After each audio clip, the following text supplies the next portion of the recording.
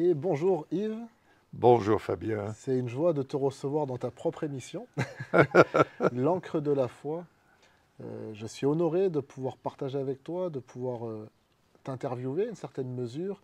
Et je salue tous nos auditeurs, auditrices qui nous rejoindront sur ce programme. Et j'aimerais laisser place à l'ancien, comme on pourrait t'appeler. Tu as 78 ans aujourd'hui, il me semble. 78. Plus de 40 ans d'expérience dans le ministère. Oh oui, 47 ans. 47 ans, tu as eu l'occasion de rencontrer divers serviteurs de Dieu, des personnes maintenant auprès du Oui, Seigneur, malheureusement des personnes qui des fois ont arrêté la course. oui, Et aujourd'hui, tu continues d'accompagner de jeunes serviteurs comme nous. c'est mon plaisir. Donc tu as une vision assez globale du service de Dieu, du milieu chrétien au sens Oui, général, oui, et on peut le dire de par ton âge, de l'humanité, à une oui. certaine mesure. Tu as connu différentes époques. Et j'aimerais tout simplement te proposer librement dans cet entretien spontané peut-être une réflexion, de nous conduire dans une réflexion que tu as eue, sur laquelle nous pourrons peut-être partager. Il y a quelques jours, figure-toi, tu me tends la perche, je vais aborder le sujet de cette réflexion.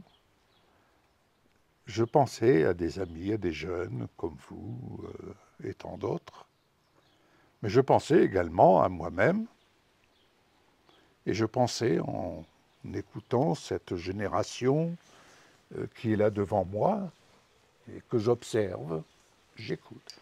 Je suis quelqu'un qui observe beaucoup et qui prend le temps d'écouter et surtout pour avoir la lecture d'en haut.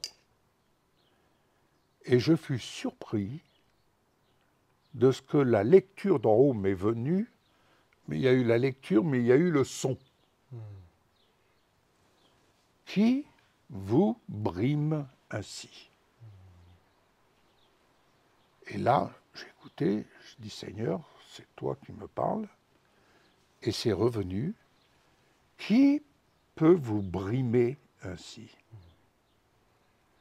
Et en fin de compte, ça a été, je dirais, l'éclairage, comme s'il y avait un coup de projecteur sur une assemblée au sens le plus large du terme, sans viser qui que ce soit, ce n'était pas du tout dans mon esprit, mais je ne peux que constater, on dit les gens limités dans certaines situations, limités dans la prière, limités dans le partage, limités dans le fait de dire on va plus loin, on s'engage, limités parce que beaucoup de croyants, même qui passent par les eaux du baptême, et qui disent « Ah, je crois », mais qui en fait ont une vie brimée. J'appelle ça une vie brimée. D'autres diront « Ah non, je ne me sens pas brimé, j'ai une vie limitée, j'ai besoin d'apprendre ». Je dirais non, non. Tu as, C'est... tu as ce sens, et pardonne-moi de te couper, T'en c'est prie. pour éclairer cette question, pour nos auditeurs auditrices, pour moi-même également, c'est qu'en écoutant, en observant, tu as le sentiment que, parce que dans le mot brimer, il y a le mot brimade, le fait de subir un assaut extérieur, quelque chose d'écrasant, d'avilissant, tu as le sentiment que tes collègues dans le ministère ou que le corps des auditeurs, des chrétiens, se retrouvent écrasés, assaillis par quelque chose? Mon cher Fabien, l'adversaire est comme un lion rugissant, cherchant qui il dévorera. Et tu en conviendras, si on observe un lion, je ne suis pas un spécialiste des animaux sauvages, mais quand même on voit assez de films, de reportages, documentaires qui nous permettent de voir que le lion, il est là, il attend le moment favorable pour sauter sur sa proie, voire même s'amuser avec sa proie, jusqu'au moment où il va décider de la casser.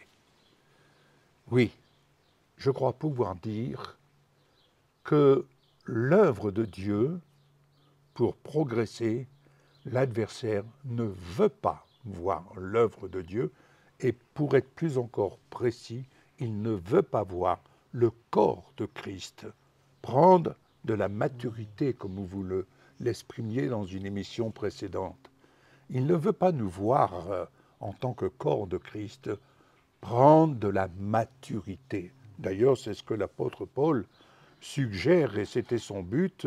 Il visait afin d'amener la chrétienté à la maturité spirituelle, c'est-à-dire à l'image de Christ.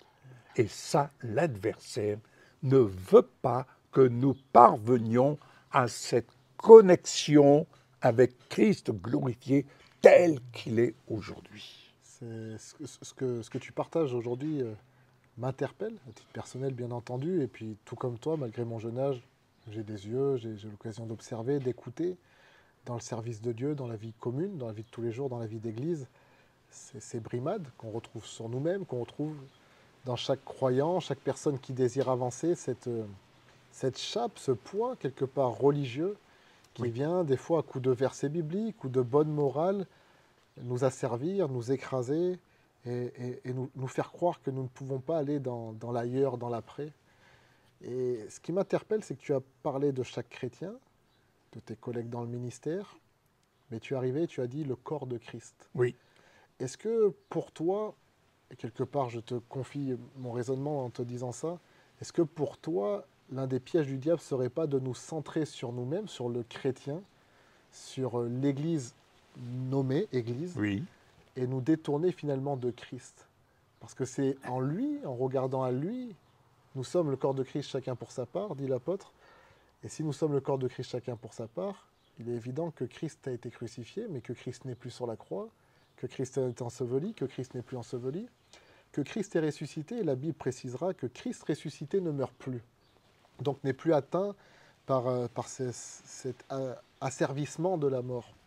Alors bien sûr, à part si on vit l'enlèvement, il est fort probable que nous passions tous par la mort physique, mais l'état d'âme, l'âme est censée connaître un rayonnement de gloire en gloire, une évolution de gloire en gloire. Est-ce que, pardonne-moi la longueur de ma réflexion, mais est-ce que toi, avec le recul aussi des années, parce qu'il y a cette réalité de cette stature, Oui, tu as appelé oui. ton émission l'encre de la foi, l'encre, elle est là pour que le bateau ne soit pas ballotté à tout vent. Exactement. Mais la jeunesse a une tendance à être moins ancrée, c'est Oui. normal, comme un arbre qui est jeune, les racines sont moins profondes.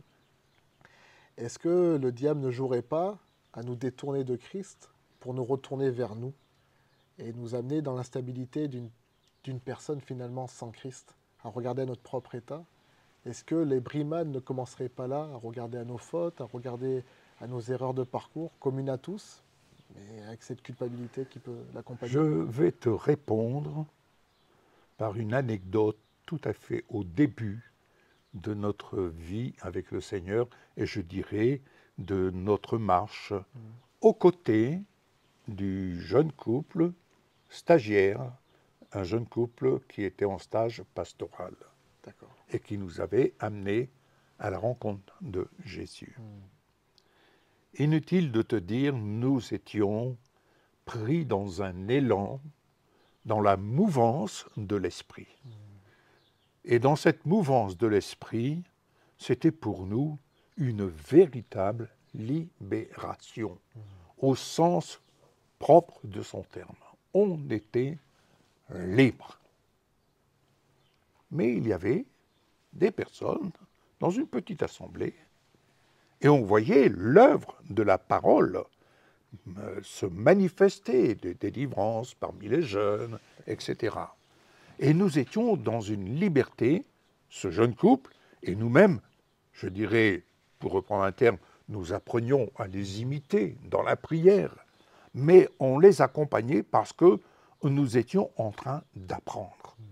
D'apprendre à être, d'apprendre à connaître, d'apprendre à découvrir ce que nous ne connaissions pas.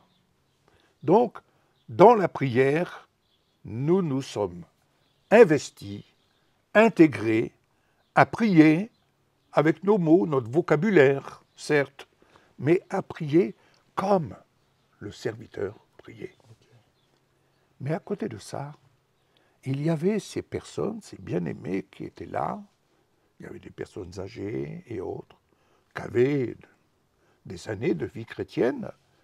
Et je reconnais que moi-même, je me disais, mais ce sont des personnes qui doivent en connaître et qui ont des choses à nous apprendre, comme tu le disais tout récemment.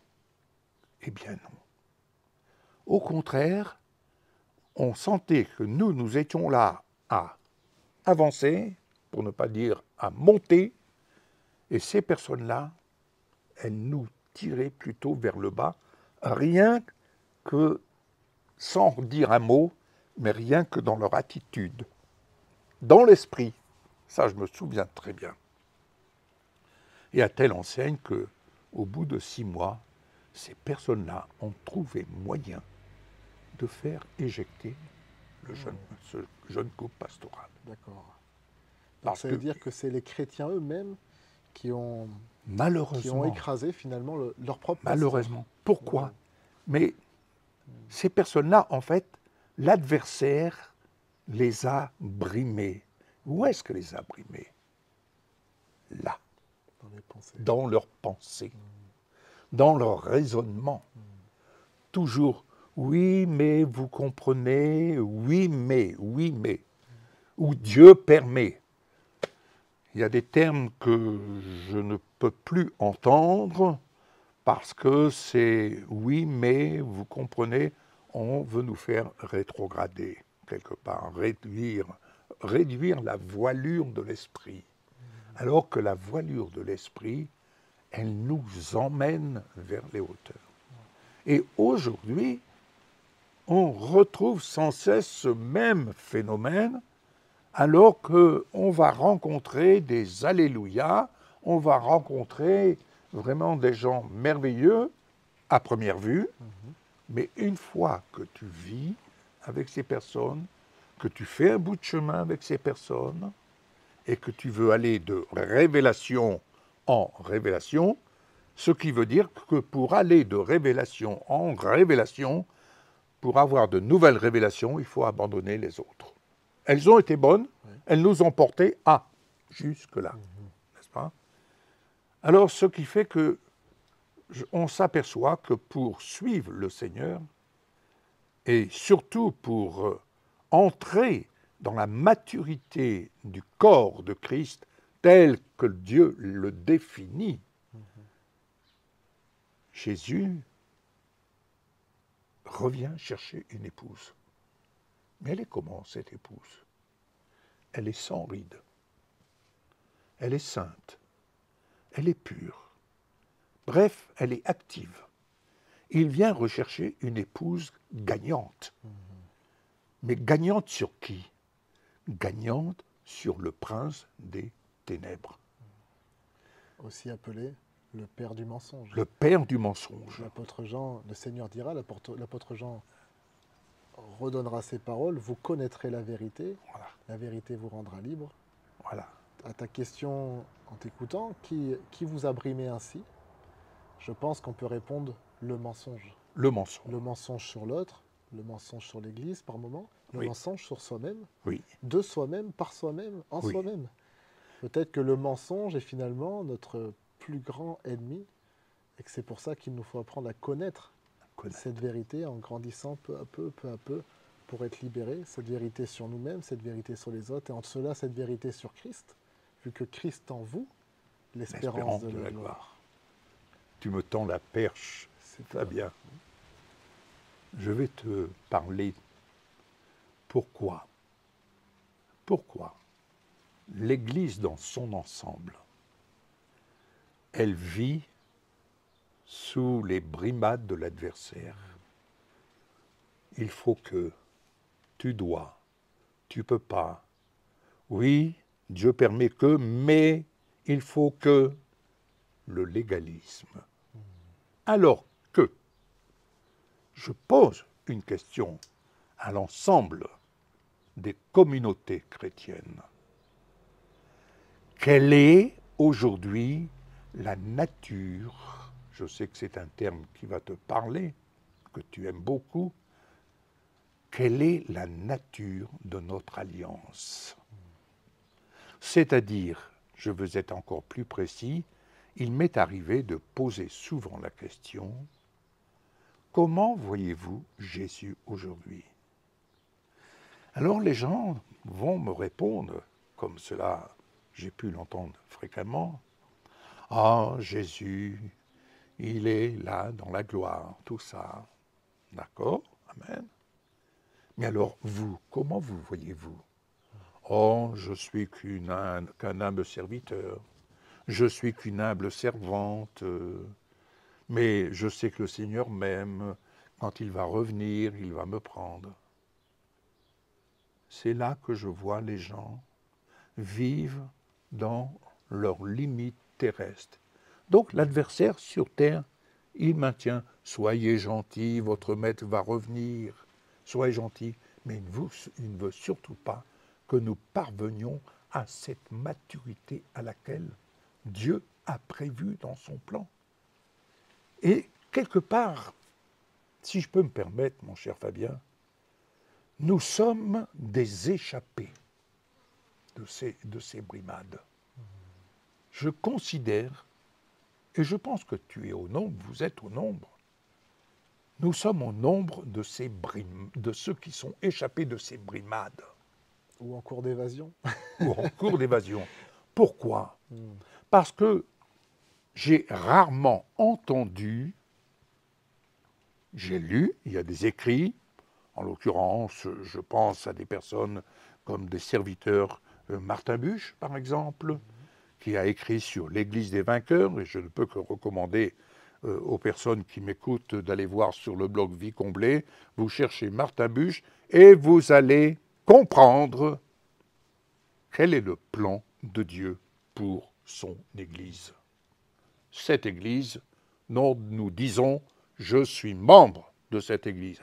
Alors, si nous sommes membres de cette Église, nous sommes destinés à prendre en considération que notre alliance, nous devons la vivre en nous rendant dans les premières lignes de l'Apocalypse. Parce que l'Apocalypse, en fait, c'est un livre que tout chrétien qui vient de rencontrer, de donner sa vie au Seigneur, ça serait le premier livre à lire. Ça peut paraître, tu vas me dire, oui, c'est complexe. Mais pourquoi? Parce que c'est le livre de la révélation. Le terme, pour préciser, le terme apocalypse signifie littéralement en grec révélation, d'où les versions anglaises qui l'appellent révélation. Révélation. Le mot apocalypse voilà. veut dire révélation. Donc, cette révélation, je peux dire, je bénis le Seigneur. Parce que chaque jour, je regarde et je ne peux me voir assis, comme Paul le dit si bien, il nous a ressuscités ensemble. Il nous a fait asseoir ensemble en Jésus-Christ. Dans les lieux célestes. Dans les lieux célestes. C'est important. Alors, je suis assis dans les lieux célestes. Excusez-moi, je suis ici sur une chaise à Saint-Georges-de-Didonne, à quelques kilomètres de Royan.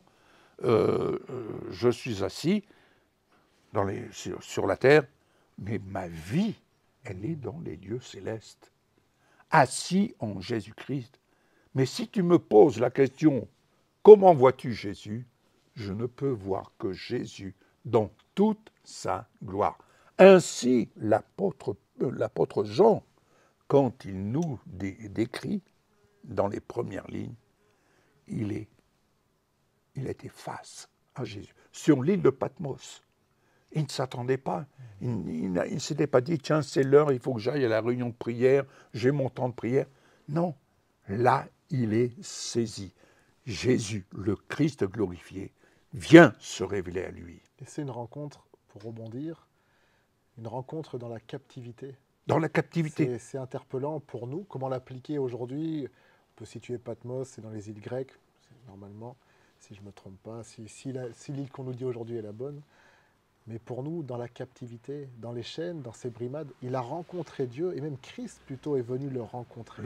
C'est même pas lui qui a eu cette démarche, il s'est laissé rencontrer dans cette captivité. Et en t'écoutant, Yves, j'avais cette image que je trouve interpellante. Le serpent est un animal qui rampe. C'est un rampant, il rampe à même le sol. Et la malédiction qui était donnée au serpent, dans Genèse chapitre 3, tu te nourriras de poussière. Nous savons que l'être humain a été fait à partir de la poussière, et la malédiction, la conséquence de la malédiction de l'homme, c'est tu es poussière de base, tu t'es élevé, mais tu retourneras à la poussière.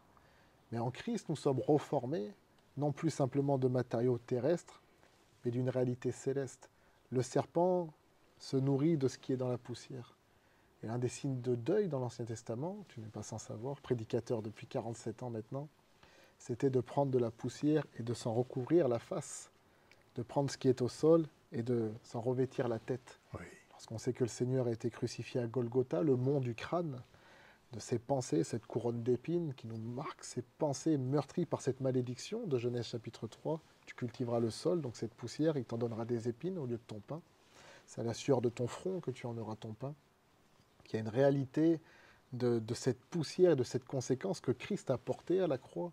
Et je pense que le Seigneur nous invite à le redécouvrir. Pourquoi? Parce que dans le domaine de la lamentation, dans le domaine de l'affligement, on est confronté au serpent, à celui qui a rusé le premier homme, à celui qui a rusé l'humanité, qui nous rusera aussi si on joue dans sa cour. Et je pense que le Seigneur nous appelle à élever nos regards plus haut. Je ne sais pas comment tu interpréterais cela. J'aimerais te lancer sur cet épisode biblique, parce que je crois que ça ressemble beaucoup aux chrétiens que nous sommes aujourd'hui, dans le désert, ayant quitté l'Égypte, l'image du monde, l'image d'un système séculier, mais aussi religieux, perverti. Ce n'est pas qu'un système séculier et mondain, c'est aussi un système malheureusement ecclésial, religieux. Et on se retrouve face à ce désert, à ce néant, qui semble être un néant, un grand vide. Et il y a ces serpents brûlants qui viennent nous mordre. Et les Hébreux vont devoir élever leur tête vers le serpent d'airain que Moïse va élever. Comme nous sommes invités à regarder à Christ, et c'est dit que quand les personnes regardaient au serpent, ils étaient guéris et délivrés. Regardaient à celui qui était élevé, ils étaient délivrés de ceux qui étaient rampants. Comment est-ce que toi, de par ta vie, comme tout le monde, j'imagine que tu as eu des étapes, un peu plus de questionnement, peut-être de doute, d'affliction, excuse-moi. Aujourd'hui, tu m'as l'air d'être dans une étape de vie, la sagesse de l'âge, à une certaine mesure, qui se développe. Comment est-ce que tu as appris au fil des années à relever la tête, à garder les regards sur Jésus d'une façon concrète? Parce que cette phrase, on peut la dire, gardez vos regards fixés sur Jésus. Merci, c'est gentil, nous savons lire aussi, mais comment l'appliquer de façon concrète dans notre vie? Ah, c'est merveilleux. C'est merveilleux. Je vais essayer d'être très simple. J'ai abandonné beaucoup de choses. Des choses qui sont bibliques. Mais j'ai compris une chose. Comme j'ai eu l'occasion de l'expliquer un jour, ça se passait au Maroc, la croix a toujours été devant moi. Je me souviens un jour, j'étais à la chapelle, dans la mission à Vie Abondante, il y avait la chapelle de la foi, où il y avait la croix avec les requêtes de prière dans les vasques. Et un jour, je suis monté, conduit par l'Esprit, et j'ai été visité d'une façon, mais visité où d'un seul coup, j'ai pris conscience de toutes ces personnes avec ces requêtes, des malades, enfin tous les maux qui étaient là représentés, tous les maux de la terre. Et j'ai pleuré devant la croix. Je dis, Seigneur, tant de gens ont besoin de voir leur vie transformée. Moi, je savais ce que le Seigneur avait commencé son œuvre de transformation intérieure, mais aussi extérieure. Car l'homme que j'étais avant, dans les 8 jours qui ont suivi mon immersion dans la présence, j'ai bien dit immersion, vous allez comprendre pourquoi, immersion dans la présence du Seigneur, mon visage, comme j'ai pu le montrer à notre bien-aimée Lydie, sur 8 jours de temps, mon visage là, il rayonnait. Mais à l'époque, je n'avais pas la lecture que j'ai aujourd'hui. Aujourd'hui, je parle souvent, je reviens souvent à l'origine de cela, parce qu'avec la lecture que j'ai aujourd'hui, je comprends. Eh bien, quand j'étais au Maroc, il se trouve que j'étais dans une assemblée où il y avait beaucoup d'Africains, des étudiants, et j'ai la vision de cette assemblée, on est tous habillés pareil. On était plus ou moins dans l'obscurité, tu vois, et je vois la croix. Donc tout ça dans la vision. Dans la vision, D'accord. on est bien d'accord, dans la vision. Et la voix du Seigneur qui se fait entendre. Viens, passe de l'autre côté de la croix. Je passe, je monte quelques marches, et je passe de l'autre côté de la croix, je ne voyais rien. Mais au moment où je franchis de l'autre côté de la croix, apparemment, il n'y avait rien, sauf que le coup de projecteur sur moi. Curieusement, le projecteur n'éclairait que moi qui venais de franchir, passer de l'autre côté. Mais ceux qui, comme moi, étaient auparavant là, devant la croix, ils étaient toujours dans l'obscurité. Ils louaient le Seigneur. Pour rebondir sur ce que tu dis, ça, en parlant de sortie d'Égypte, ça nous fait penser quand la colonne de feu va d'un côté, sépare les Égyptiens des Hébreux. Les Hébreux sont Merci. éclairés, les Égyptiens sont dans les ténèbres. La question clivante que j'ose te poser, loin de moi tout scandale à l'Église, mais si tu dis qu'une partie était dans les ténèbres, de quel côté sommes-nous de la colonne? Sommes-nous du côté des Égyptiens ou du côté des libérés? Je vais y revenir à ça. Je vais répondre à ta question. J'ai appelé l'Assemblée. Venez, c'est par ici que ça se passe. La croix est incontournable. On est bien d'accord. Il ne faut surtout pas me faire dire ce que je ne veux pas dire. C'est très clair. La croix est incontournable. Mais quand on dépose nos fardeaux au pied de la croix, le Seigneur peut nous dire « monte ici ». Et quand on va de l'autre côté, alors là, on est face à la gloire. C'est ce que l'apôtre Jean a vécu. Il est passé de l'autre côté, mais on est bien d'accord, nul ne peut voir Dieu face à face. Et donc, c'est même là que j'ai compris que lorsqu'on disait « Ah, l'onction, j'ai été visité par l'onction », mais l'onction de gloire est telle qu'on ne peut pas la supporter, c'est pourquoi les gens tombent. Exact. Voilà. Donc, de cet autre côté de la croix, l'apôtre Jean est tombé comme mort. Oui. Apocalypse 1. D'accord? Je reviens, gardez bien en vue ça. Vous prenez Saul de Tarse, il a rencontré Jésus-Christ. Il est tombé. Il est tombé comme mort. Les écailles, il avait les écailles. Vous savez pourquoi les écailles? S'il n'avait pas eu les écailles, mais ses yeux étaient brûlés. Les écailles ont protégé ses yeux. Mais il est tombé comme mort. Ses compagnons n'ont rien vu, mais ils ont bien entendu ce qui se passait. Ce qui veut dire que plus tard, Paul dira « Mais qui me délivrera de ce corps de mort ?» Grâce me soit rendue, c'est Jésus qui me délivre. Donc, ce que nous avons besoin dans cette brimade, bien aimé, est ce que l'adversaire veut toujours garder comme un voile. Apocalypse, qui veut dire révélation, veut aussi dire dévoilement. Voilà, tu vois, c'est merveilleux. On trouve cette notion d'un voile qui est ôté, comme dans la lettre aux Corinthiens. Voilà. Regardons le visage découvert. Lorsqu'on se tourne vers le Seigneur l'Esprit, le voile est ôté. Voilà. Ah, je vais soulever, je vais écorcher un peu, je vais gratiner un petit peu, mais vive le baptême d'eau, comme moi-même je l'ai vécu, c'est très bien, c'est très bien. Mais dans ce processus d'alliance, aux portes de l'Apocalypse, n'y aurait-il pas une nouvelle alliance? La dernière dispensation. Et vivre cette nouvelle alliance implique alors que le baptême d'eau n'est plus ce qui doit être, mais le baptême, être baptisé en Jésus-Christ, c'est être baptisé dans le feu, dans la nature telle que l'apôtre Jean a été immergé. Et qu'est-ce qui s'est passé? Je parle souvent que j'ai vécu une métamorphose, mais comme je le souligne, je n'avais pas la lecture que j'ai aujourd'hui. Et quand je reprends l'original, ah, mais là je comprends ce qui s'est produit en moi, mais n'ayant pas les éléments que j'ai aujourd'hui, ben ce processus n'a pas pu s'accentuer dans ma vie.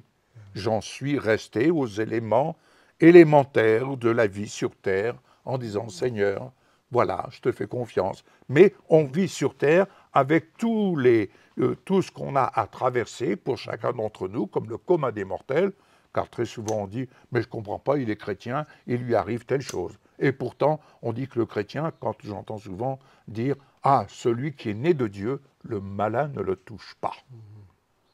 Ben, un simple moustique peut t'entraîner dans la mort. Et ce que tu dis me fait penser, tu as parlé que tu es demeuré dans les premiers éléments, c'est ce que dira l'auteur de la lettre aux Hébreux. Oui. Il parlera du renoncement aux œuvres mortes, il parlera de la doctrine des baptêmes, l'imposition des mains, il parlera des éléments fondamentaux de la doctrine de Christ. Il dit allons plus loin si Dieu le permet. Donc là, il est question de la croix, il est question de l'élément fondamental. Fondamental. C'est-à-dire que la croix est un passage obligatoire. Obligatoire. Le seul et unique On est passage, bien d'accord. mais c'est la porte d'une maison. Cette porte révèle une maison dans laquelle il y a Voilà. d'autres pièces et d'autres réalités, Voilà. et qui nous appartient à nous, qui je le pense, nous le pensons tous, je pense, sommes parvenus à la fin des temps, période dans laquelle Daniel, l'ange a dit à Daniel que la connaissance augmenterait. Et je pense qu'il y a un nouveau degré de connaissance. Et comme dit l'apôtre Jean, c'est un commandement ancien, parce qu'il est là depuis le commencement. Et c'est un commandement nouveau, parce qu'une nouvelle lumière paraît. Si Apocalypse veut dire dévoilement, on a accès à une nouvelle lumière sur des réalités jusqu'ici restées mystérieuses. L'apôtre Jean dira, je vous écris petit enfant, je vous écris jeunes gens, je vous écris père, et vous constaterez que pour les jeunes gens, il précise son propos. Pour les petits enfants, les deux fois il le dit, il change le propos, mais les pères, c'est stable. Vous connaissez celui qui est depuis le commencement, et au commencement la parole. Est-ce que, Yves, tu ne penserais pas que finalement, cette nouvelle révélation, dispensation, on peut y donner des grands termes, ça fait bien. Est-ce que ça ne serait pas finalement le retour à ce qu'on a essayé de nous dire dès le commencement, au travers de la parole de Dieu, de retrouver la parole, le mot désert, midbar en hébreu, a le mot dabar, parole dedans, direction, parole. Dans le désert, on perd la structure, on perd la pyramide, la hiérarchie, on se retrouve dans un néant où il ne reste que la parole. Est-ce que le Seigneur ne voudrait pas nous attirer, comme dans Amos, au désert pour parler à notre cœur finalement, à cette épouse qu'il s'est choisie, non pas pour nous dépouiller par plaisir de nous voir nus, mais pour pouvoir ensuite nous revêtir au travers de sa parole et de cette révélation de gloire, de ce Jésus-Christ glorifié qui a dû laisser ses anciens vêtements dans le tombeau pour être revêtu de nouveaux vêtements dans là-haut. Il nous a dit, revêtez-vous du Seigneur Jésus-Christ. Amen. Mais c'est quoi concrètement? Comme disait un de nos amis, on est tellement théorique, mais pratiquement. Revêtez-vous du Seigneur Jésus-Christ.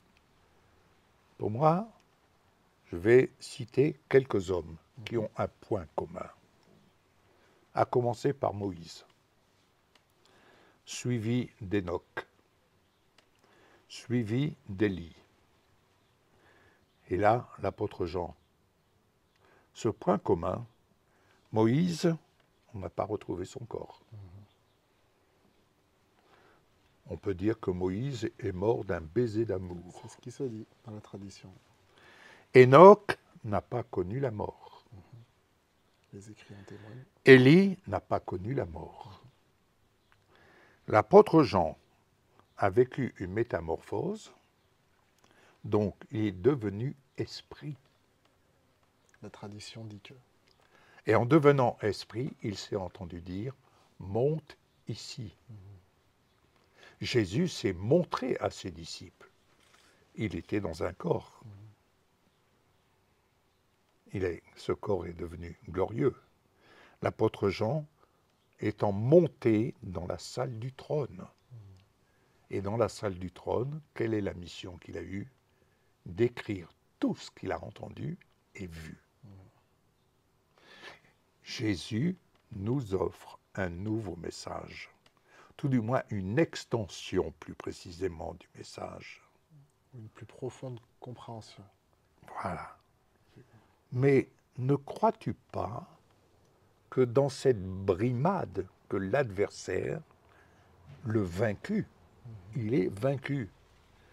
Mais pour que l'Église se comporte telle dans la victoire de Jésus, faut-il qu'elle réalise que cette victoire, il nous faut vivre ce véritable baptême en Jésus-Christ, c'est-à-dire être immergé comme Jean l'a été dans la nature de Jésus, et que nous montions jusque dans la salle du trône.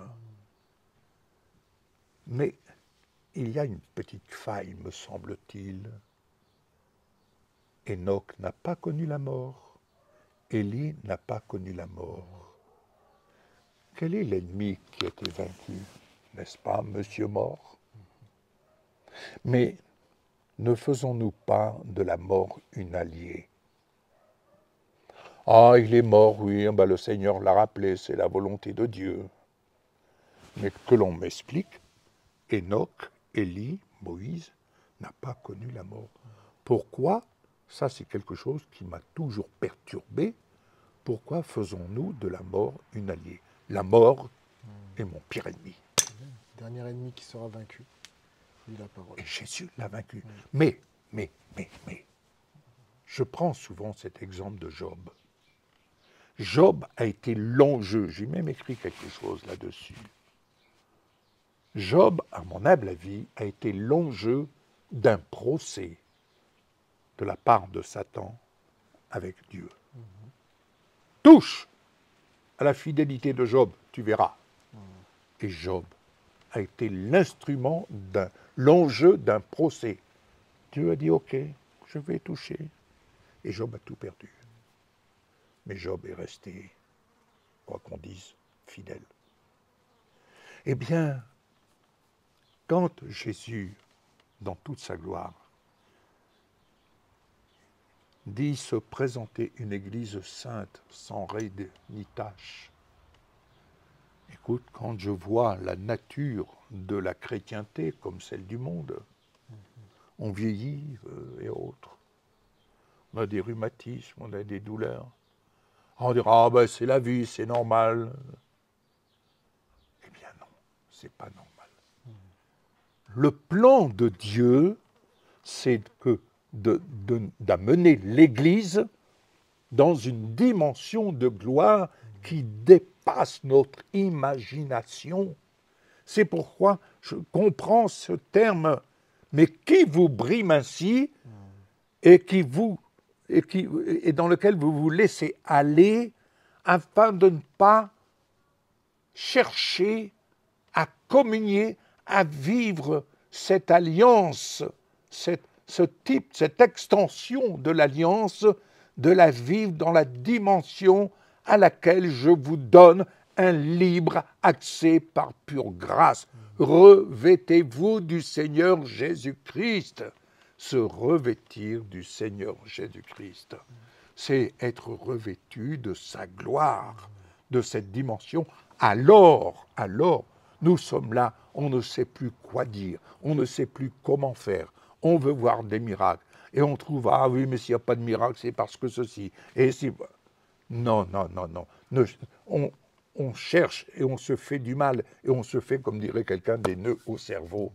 Bien-aimé, ma prière, Seigneur, je me suis déjà approché, mais je ne désire qu'une chose. Je me tiens dans la foi, mais je regarde, je scrute le ciel. Je scrute le ciel, mon cher Fabien, afin vraiment de vivre cette visitation, comme j'ai pu vivre déjà un certain degré de visitation, mais je sais qu'il y a plus. Et c'est pourquoi je me détourne de l'adversaire. Je cours, comme dirait Paul, je cours. Ce n'est pas que j'ai remporté le prix, mais je cours pour la saisir, pour saisir ce prix, afin de pouvoir, comme Enoch, comme Élie, comme Jean, monter jusque dans la salle du trône et redescendre sur terre pour faire le travail dans la dimension de la gloire de Christ. Amen. Alléluia. Merci Yves. Voilà, chers auditeurs, auditrices, à bientôt 80 ans, bientôt 50 ans d'exercice de ministère, de nouvelles grâces, de nouvelles gloires sont encore à découvrir, à partir de ce qui est ancien, maintenant renouvelé. Et je pense que le message que tu veux nous laisser, c'est finalement connaître cette vérité qui nous a franchis en nous détournant du mensonge qui Exactement. nous a servi. Et pour cela, c'est monter plus haut, aller plus loin. Et merci pour ce témoignage, merci pour ces précisions, ces explications, ces réflexions. Et je crois que le Seigneur nous attend dans un après.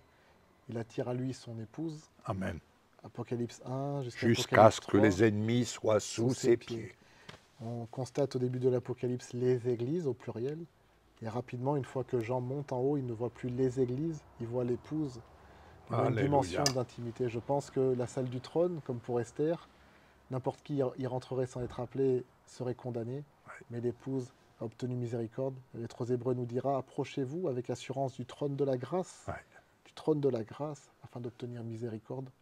Nous sommes conviés, l'espérance, la foi comme une encre qui va par-delà le voile. Tous ces passages nous invitent à un après qui est plus haut, dans une dimension d'intimité, dans une dimension d'épouse. Apprenons peut-être à nous voir aussi comme une part Amen. de Amen. l'épouse, Il faut apprendre à se appartenant à voir. l'Église, évoluant dans l'Église, certes, l'Église locale comme l'Église universelle, mais l'intimité se trouve plus loin que cela, que la structure Oui. se trouve Ah, dans, oui, oui. dans l'unité du corps. Oui, oui, oui. Que le Seigneur vous bénisse. Merci Yves pour ce partage et que le Seigneur continue de se révéler à nous en ce sens. Amen. Jésus dit, j'attirerai tous les hommes à moi. Quand je Laissons-nous serai élevé, attirer et sortons de nos brimades. quand j'aurai été élevé, quand j'aurai été Oui, élevé, merci de j'attirerai préciser. tous les hommes à moi. C'est une réalité. Quand j'aurai été élevé. Si on relève la tête vers l'au-delà et qu'on cesse d'évoluer dans l'en-deçà, Amen. que le Seigneur vous bénisse. Au revoir.